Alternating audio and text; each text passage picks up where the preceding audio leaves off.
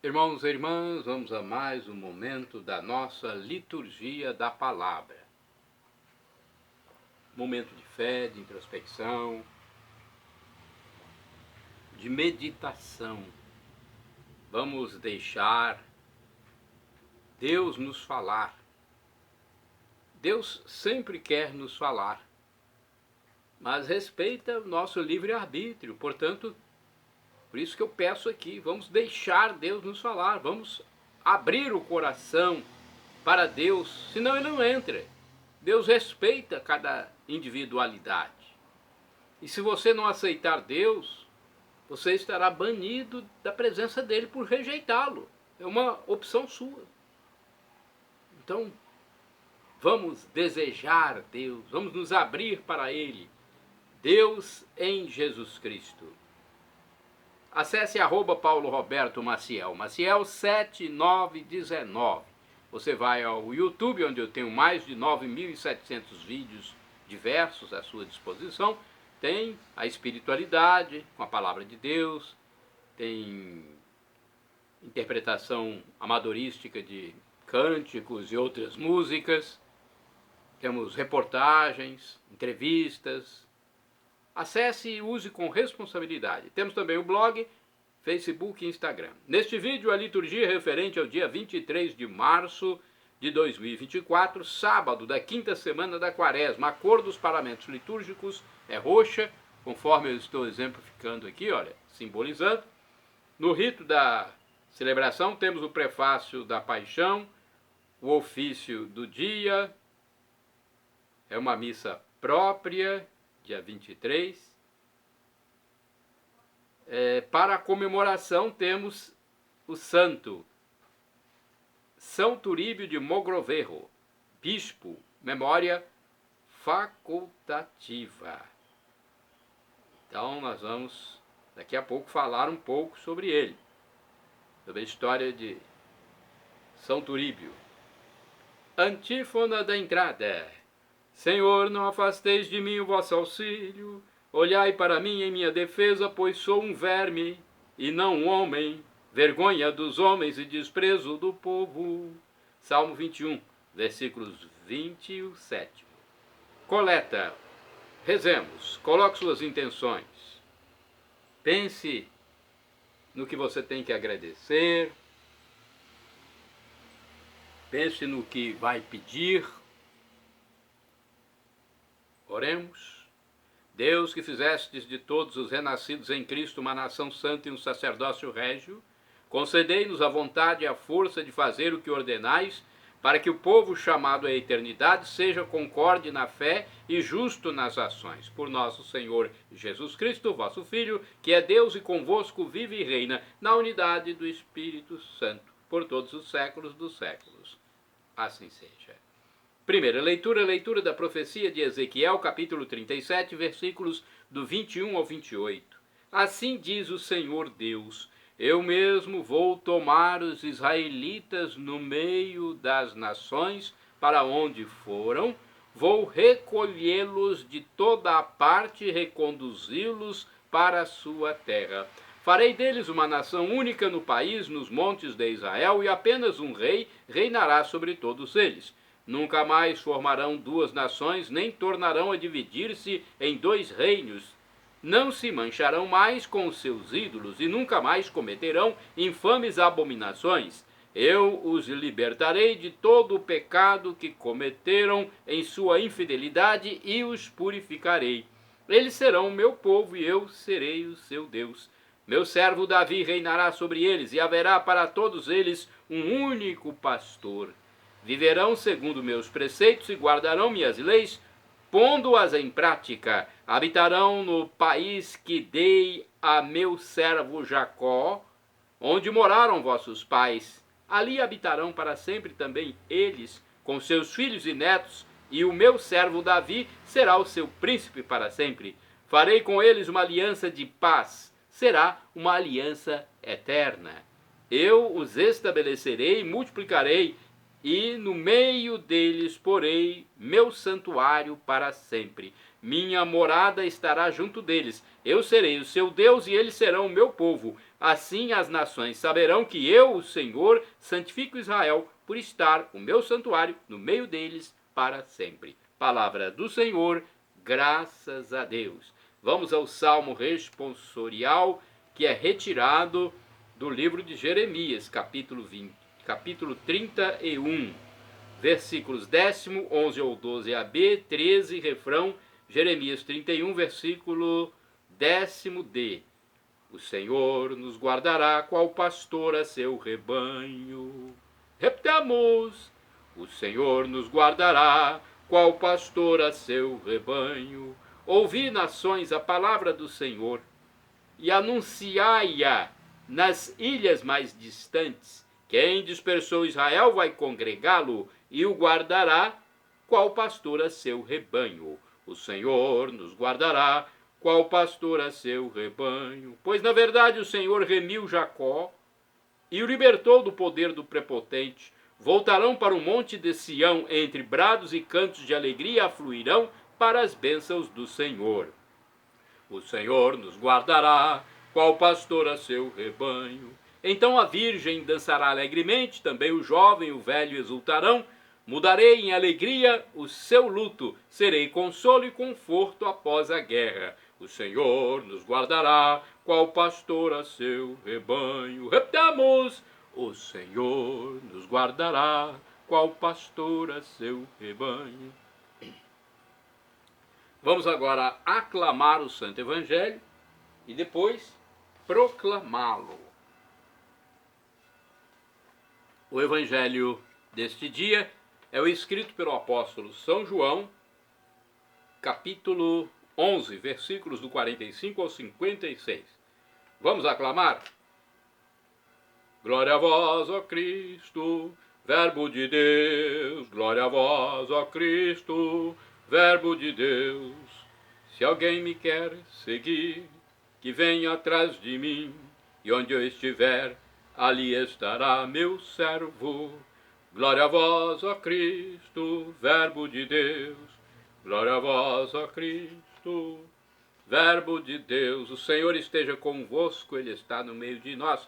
Proclamação do Evangelho de Jesus Cristo segundo São João. Glória a vós, Senhor. Pelo sinal da Santa Cruz, livra-nos Deus, nosso Senhor, dos nossos inimigos. Naquele tempo, muitos dos judeus que tinham ido à casa de Maria e viram o que Jesus fizera, creram nele. Alguns, porém, foram ter com os fariseus e contaram o que Jesus tinha feito. Então os sumos sacerdotes e os fariseus reuniram o conselho e disseram: que faremos? Este homem realiza muitos sinais. Se deixarmos que ele continue assim, todos vão acreditar nele e virão os romanos e destruirão o nosso lugar santo e a nossa nação. Um deles, chamado Caifás, sumo sacerdote em função naquele ano, disse: vós não entendeis nada? Não percebeis que é melhor um só homem morrer pelo povo do que perecer a nação inteira? Caifás não falou isso por si mesmo, sendo sumo sacerdote em função naquele ano, profetizou que Jesus iria morrer pela nação. E não só pela nação, mas também para reunir os filhos de Deus dispersos. A partir desse dia, as autoridades judaicas tomaram a decisão de matar Jesus. Por isso, Jesus não andava mais em público no meio dos judeus. Retirou-se para uma região perto do deserto, para a cidade chamada Efraim. Ali permaneceu com seus discípulos. A Páscoa dos judeus estava próxima. Muita gente do campo tinha subido a Jerusalém para se purificar antes da Páscoa. Procuravam Jesus e, ao reunirem-se no templo, comentavam entre si: que vos parece? Será que ele não vem para a festa? Palavra da salvação, glória a vós, Senhor. Vamos às reflexões, vamos entender um pouco mais sobre o texto do Evangelho. Aqui na Bíblia Sagrada, edição pastoral de 1990, está escrito o seguinte: a comunicação da vida e liberdade é intolerável para o sistema opressor que gera a morte. As autoridades disfarçam sua hostilidade com a desculpa de que o bem da nação está em jogo. Apelam para a segurança nacional. Caifás apresenta a solução que, ironicamente, se tornou o coração da fé cristã. Jesus morrerá por todos. Matando a Jesus, o sistema opressor se denuncia e se destrói a si mesmo, abrindo a possibilidade da vida e liberdade para todos. Tem gente que não gosta muito desse tipo de reflexão, né, e de informação que consta nesta Bíblia. Mas eu quero passar de várias fontes, quando eu perceber que está muito distante do que os santos padres ensinam, aí sim eu vou deixar de transmitir. Caifás, agora uma nova reflexão do livro Palavra e Vida 2013. Caifás diz que é conveniente que um morra em lugar do povo e que não pereça a nação inteira. O evangelista diz que Caifás fala profeticamente porque Jesus ia morrer não só pela nação, mas para reunir todos os filhos de Deus dispersos. Para Caifás, Jesus precisa morrer para que tudo continue tal qual tinha sido, para que nada mude. Todavia, a morte de Jesus, para reunir os filhos de Deus dispersos, cria uma nova sociedade, ultrapassa as fronteiras e as diferenças entre as pessoas. Já não existe nem judeu, nem grego, homem, nem mulher, nem escravo, nem livre. Vamos agora à reflexão de Antônio Carlos Santini, liderança da comunidade católica Nova Aliança, e-mail santini@novaalianca.com.br. O título da reflexão de Santini é Decidiram matar Jesus, João 11, versículos do 45 a 56. É a liturgia comentada dele. Ela, a luz, veio para o que era seu, mas os seus não a acolheram. Escreve João em seu prólogo, João 1, versículo 11. A recusa do Messias enviado por Deus, o seu próprio filho, permanece um drama difícil de compreender. A máxima generosidade encontra o máximo desprezo. Como pano de fundo, a palavra profética. O que mais poderia eu ter feito? Isaías 5, versículo 4. Jesus de Nazaré vem acampar entre os homens como um manso cordeiro, devolve a vista aos cegos e o movimento aos paralíticos, alimenta os famintos, ressuscita os mortos, revela a Deus como Pai e nos convida a viver como filhos. Nossa resposta, revela a Deus como Pai e nos convida a viver como filhos. E a nossa resposta, a cruz. O monge André Escrima comenta: a ressurreição de Lázaro vai agora precipitar a entrega de Jesus à morte. Jesus faz uma obra de vida e os escribas se tornam agentes da morte. A luta entre a vida e a morte encontra sua fonte em torno de Lázaro, em um terreno mais profundo do que o puramente histórico. Está em questão o destino da humanidade e da história por inteiro. Nós nos aproximamos do fim dos tempos e o Evangelho está marcado por uma dinâmica e uma densidade únicas. Na verdade, alguns foram além de sua própria condição, diz Escrima, e entraram no desígnio paterno de Deus, crendo em Jesus, conforme João 11, versículo 45. Outros entenderam que Jesus tinha ido além das medidas, sendo a gota d'água a ressurreição de Lázaro, que acelerou a decisão dos judeus de se desembaraçarem do incômodo Messias. No fundo, os homens do templo e da lei, que se acomodaram à dominação romana e até lucram com ela, temem uma reação das legiões romanas e uma revolta popular que iria interromper a sua tranquilidade e seus lucros, conforme capítulo 11, versículos do 47 ao 48. Os interesses de Deus não são seus interesses e continua assim em nosso tempo quando Júpiter e Mamon, a política e o capital, veem a boa nova como uma intolerável ameaça, decididos a arrancar a cruz das paredes e o sangue dos corpos. Aquele que se recusa a dar a César o que é de Deus jamais será aceito pela sociedade pagã. E os poderosos insistem em trocar por moeda de metal os valores eternos. André Escrima observa: o que acontece em torno de Lázaro é mais uma confrontação histórica. É um confronto em nível de eternidade. Se a ressurreição de Lázaro glorificou a Deus, aqueles que amam a glória deste mundo executam o trabalho da morte, mesmo quando imaginam servir a nação. Aqui e ali, os homens do templo se aliaram ao panteão dos pagãos e acabaram degenerando. Mas o cristão deve aderir a Cristo, mesmo que sua paga seja uma participação na cruz. Orai sem cessar, irmãos e irmãs. Se morremos, é para Cristo que morremos. Epístola de São Paulo aos Romanos, capítulo 14, versículo 8. Vamos aos santos do dia 23 de março. 23 de março, memória facultativa de São Turíbio Mogrovejo, ou Mogroverro. 23 de março, dia de São Turíbio de Mogrovejo, bispo de Lima, Peru, faleceu em 1606. Durante 25 anos, trabalhou sem trégua para fazer resplandecer o nome de Cristo na sua imensa diocese, que abrangia grande parte da América do Sul, protegeu os índios e reformulou o clero. Segundo o texto do padre Evaldo César de Souza, missionário da Congregação do Santíssimo Redentor, ou seja, ele é redentorista, no site A12, Turíbio nasceu em Maiorca, Espanha, em 1538 e morreu no dia 23 de março de 1606, numa quinta-feira santa. Com o tio cônego que o protegia, Turíbio estudou em várias universidades e preparava em Oviedo doutorado em Direito.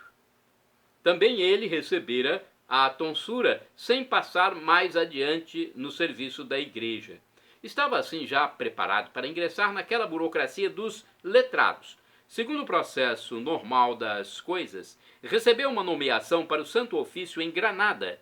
Sua vida particular distinguia-se pela clareza, mas não parece ter excedido nunca o simplesmente honesto.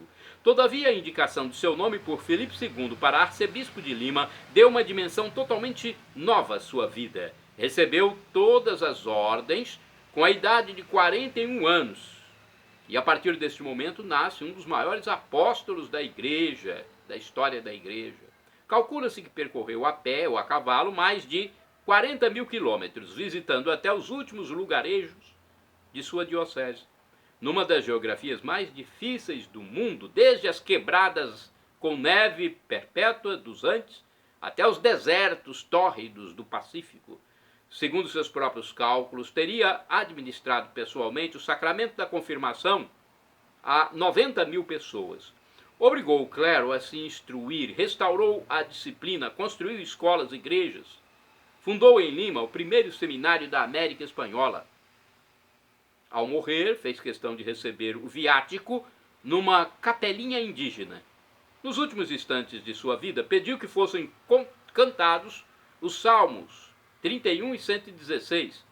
Como chefe da principal igreja da América, dedicou-se inflexivelmente a aplicar a reforma de Trento, e isto levou-o a enfrentar repetidas vezes os vice-reis, com o Conselho das Índias e com o próprio rei, imbuídos de ideias regalistas. Não cedeu. Os 10 concílios diocesanos e os 3 provinciais que celebrou formaram a estrutura legal da igreja na América Espanhola até o século XX. Com razão, foi chamado apóstolo do Peru.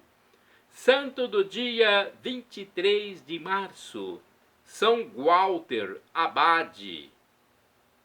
Faleceu em 1095. Primeiro abade do mosteiro de Pontoise, na França. Walter ensinou aos monges a regra monástica com o próprio exemplo e combateu os costumes simoníacos difundidos entre o clero. Santo do dia 23 de março, Beato Pedro Higgins, presbítero, ou seja, padre, sacerdote e mártir, faleceu em 1642. Sacerdote dominicano, preso e enforcado sem juízo prévio, em Naas, Irlanda, durante o reinado de Carlos I da Inglaterra. Santo do dia 23 de março, São José Oriol, presbítero, que é o sinônimo de padre sacerdote, faleceu em 1702.